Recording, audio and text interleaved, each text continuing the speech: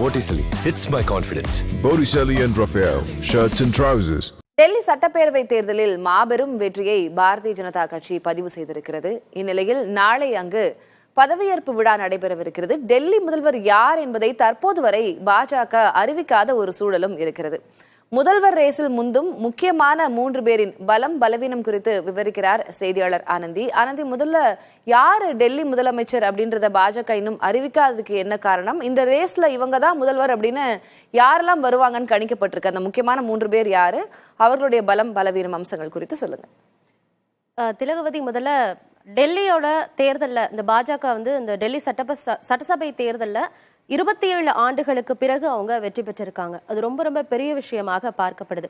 அதனாலேயே முதலமைச்சர் வேட்பாளராக நம்ம ஒருத்தரை போட போறோம், முதலமைச்சரா ஒருத்தரை நியமிக்க போறோம் அப்படின்னா பல விஷயங்களை அவங்க யோசிச்சு முடிவு பண்ணி இன்னும் கட்சி ரீதியிலாக பேசி கட்சியில் இருக்கக்கூடிய மூத்த தலைவர்களோடலாம் பேசி அதன் பிறகுதான் அந்த முடிவுகளை அவங்க அறிவிக்க முடியும். அதற்கு தான் இவ்வளவு தாமதம் அப்படின்ற ஒரு காரணமும் சொல்லப்படுது. இன்னும் நான் சொன்னேன் இல்லையா, 27 ஆண்டுகளுக்கு பிறகு பாரதிய ஜனதாக்கு அங்க வெற்றி அப்படிங்கிற பட்சத்துல அவங்க கட்சியினுடைய தொண்டர்களுடைய மனசு கோணாமலும் அவங்க நடந்துக்கணும். ஸோ அதற்கேற்றார் வகையில யாரெல்லாம் அவங்க வந்து இந்த முதலமைச்சர் ரேஸ்ல வச்சிருக்காங்க அப்படிங்கிறத முதல்ல நம்ம பார்த்துடலாம். டெல்லி முதலமைச்சர் ரேஸ்ல யாரெல்லாம் இருக்காங்க அப்படின்னா, முதல்ல பர்வேஷ் சாஹிப் சிங் வர்மா. இவர் வந்து மேற்கு டெல்லியில அதாவது அரவிந்த் கெஜ்ரிவாலுக்கு எதிர்த்து போட்டியிட்டவர். பாஜக சார்பாக போட்டியிட்டு அரவிந்த் கெஜ்ரிவாலை தோற்கடிச்சு அவர் அங்க வெற்றி பெற்றிருக்கக்கூடிய நபர். மேலும் முன்னாள் முதல்வருடைய மகனும் கூட. அதனால பர்வேஷ்க்கு வந்து ஒரு பேசிக்காவே வந்து ஒரு அரசியல் பின்புலம் இருக்கக்கூடிய ஒரு நபராக பார்க்கப்படுறாரு. இவருடைய பலவீனம் அப்படின்னு பாத்தீங்கன்னா, சிறுபான்மையினர் குறித்து அவர் பேசி நிறைய முறை சர்ச்சைகள்ல சிக்கியிருக்கார். ஏன்னா அவர் வந்து ஜாட் சமூகம் வந்து டெல்லியில 7% மக்கள் வசிக்கிறாங்க. ஸோ அப்படி இருக்கும்போது ஜாட் சமூகத்துல ரொம்ப ஒரு செல்வாக்கு மிக்க நபராகவும் பர்வேஷ் பார்க்கப்படுறாரு. அப்படி இருக்கக்கூடிய ஒரு நபர் சிறுபான்மையினருக்கு எதிராக இவரும் பேசுறாரு, நிறைய சர்ச்சைகள்லையும் சிக்கிறாரு. ஸோ இதெல்லாமே இவருக்கு பலவீனமாக பார்க்கப்படுது. சரி, இந்த ரேஸ்ல அடுத்ததா யார் இருக்காங்க அப்படிங்கிறதையும் பார்க்கலாம். ஆஷிஷ் சூட் இருக்கிறாரு. ஆஷிஷ் சூடை பொறுத்த வரைக்கும் இவர் பாஜகல நிறைய பதவிகள்ல இருந்திருக்கிறார். அதாவது கவுன்சிலரா இருந்திருக்கிறாரு, மாநிலத்தினுடைய அதாவது டெல்லி மாநிலத்தினுடைய பொதுச் செயலாளராகவும் இருந்திருக்கிறாரு. ஸோ அதனால டெல்லி தலைமையோட ஒரு நேரடி தொடர்பு மற்றும் மூத்த நிர்வாகிகளோட ஒரு நல்ல டேர்ம்ல இருக்கக்கூடிய ஒரு நபராகவும் இருக்கிறாரு. மேலும் கோவா ஜம்மு காஷ்மீரோட தேர்தல் பொறுப்பாளராகவும் அவர் இதற்கு முன்பு இருந்திருக்கிறாரு. இவருடைய பலவீனம் என்ன அப்படிங்கறத நம்ம பார்க்கலாம். பலவீனத்தை பொறுத்த வரைக்கும் இவர் தேர்தலில் ஒரு நிலையான ஒரு ஸ்டேபிளான ஒரு வெற்றி அவர்கிட்ட கிடையாது. நிறைய ஏற்ற இறக்கங்களோட தான் இவருடைய கடந்த கால வரலாறுகள்லாம் நம்ம பார்க்க முடியும். மேலும் தேர்தலின் போது அவருடைய ஒரு பெர்ஃபார்மன்ஸ் அப்படிங்கிறது அந்த அளவுக்கு இல்லை அப்படின்னு கட்சிக்குள்ளேயே அவர் மேல ஒரு அதிருப்தியோ சில விமர்சனங்களுமே அவர் மேல வைக்கப்படுது.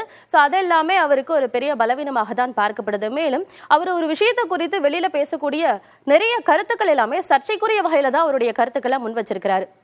ஸோ அதுவும் ஆஷிஷ் சூடுக்கு பலவீனமாக தான் பார்க்கப்படுது. அடுத்ததாக இந்த ரேஸ்ல இருக்கக்கூடிய 3வது நபர் ரேகா குப்தா. நமக்கு தெரியும், பாரதிய ஜனதா ஆளக்கூடிய 21 மாநிலங்கள்ல பெண் முதலமைச்சர்கள் அப்படின்னு யாருமே கிடையாது. ஒருவேளை டெல்லியில ரேகா குப்தாவை முதலமைச்சராக அறிவிக்கும் பட்சத்துல பாஜக ஆளக்கூடிய மாநிலங்கள்ல முதல் பெண் முதலமைச்சர் அப்படிங்கிற ஒரு விஷயம் வந்து ரேகா குப்தாவை தான் நாடும். சரி, இப்போ இவருடைய பலம் என்ன அப்படிங்கறத பார்க்கலாம். மாநகராட்சி பொறுப்புகள்ல இருக்கக்கூடியவர் இருந்திருக்கிறாங்க, முன்னாள் மேயராகவும் இருந்திருக்கிறாங்க. ஸோ அதனால உள்ளூர் பிரச்சனைகள், ஒரு மேயர் லெவல்ல இருக்கக்கூடிய பிரச்சனைகளை அவர் நல்லாவே சுமூகமாக அணுகி இருக்கிறாரு அப்படின்னா அவர் மேல ஒரு நல்ல அபிப்பிராயம் இருக்கிறது. மேலும் பெண்கள் மேம்பாட்டுல கவனம் செலுத்தக்கூடிய நபராகவும் இருக்கிறாரு.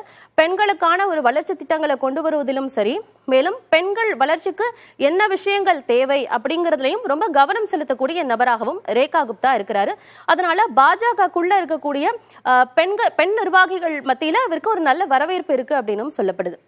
அடுத்ததான் இவருடைய பலவீனம் என்ன அப்படிங்கறத பார்க்கலாம். ஸோ முதல் முறையாக அவர் சட்டமன்ற உறுப்பினராக தேர்ந்தெடுக்கப்பட்டிருக்காரு ஷாலிமார் பாக் தொகுதியில. அதனால அவருக்கு போதிய அனுபவம் இருக்கிறதா அப்படிங்கிற ஒரு கேள்வி இருக்கு. நான் இதுக்கு முன்னாடி சொல்லியிருந்தேன் இல்லையா, மேயராக அவர் இதுக்கு முன்னாடி இருந்திருக்கிறாரு.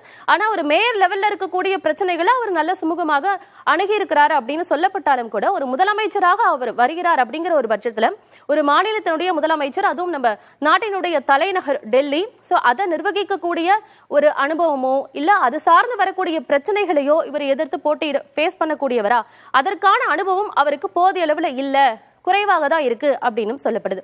ஸோ இந்த 3 நபர்கள் தான் டெல்லியினுடைய முதலமைச்சர் ரேஸ்ல இருக்கிறாங்க. ஆல்மோஸ்ட் இன்னைக்கு அனௌன்ஸ் பண்ணிடுவாங்க டெல்லி முதலமைச்சர் யாரு அப்படின்னு சொல்லி. ஏன்னா டெல்லி மாநில சட்டமன்ற பாஜக உறுப்பினர்களுடைய கூட்டம் நடைபெற இருக்கு. ஸோ அந்த கூட்டத்துல யாரு அப்படின்னு சொல்லி தேர்வு செஞ்சிருவாங்க. நாளைய தினம் அந்த முதலமைச்சர், அந்த நபர் டெல்லியினுடைய முதலமைச்சராக பதவியேற்பாங்க அப்படின்னு சொல்லப்படுது. திலகவதி, 3 பேருடைய பலம் பலவீனம் குறித்து சொல்லியிருக்கிறீங்க. இன்றைக்கு பார்க்கலாம் யார் முதலமைச்சராக தேர்வாகிறார்கள் என்று.